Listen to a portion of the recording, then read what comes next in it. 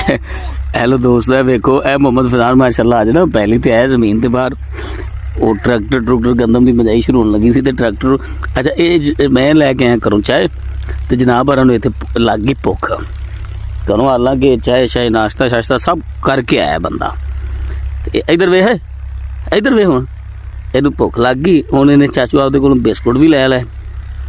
इन्हें जनाब नहीं हूँ खा खा चल चल चल चल चल खा फिर की ये नाश्ता कर रहा जनाब है बाहर जमीन ते आ गया देखो माशाल्लाह व्यू तुम देख सकते जो बाहर जमीन का सुबह सुबह ना ट्रैक्टर चल रहा अपनी जमीन च ये मेरे नाल आया आपदे चाचू नूं चाय देने वास्ते ते इन्हें इत्थे भी जनाब आपदा ना चाय का सिस्टम चला लिया चाचू तेरा उधर चला गया चाचू किथे तेरा नहीं बह नहीं हो गया ओ चाचू तेरा बह किथे चाचू तेरा किथे गंदा बंदा है जी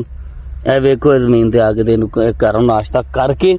ते फिर ये बंदा इत्थे नाश्ता कर रहा इहदी हरकतां चेक करो जी हैं चल हुण खा फिर जल्दी करा बजाना अगे मोटरसाइकिल अबू लै गया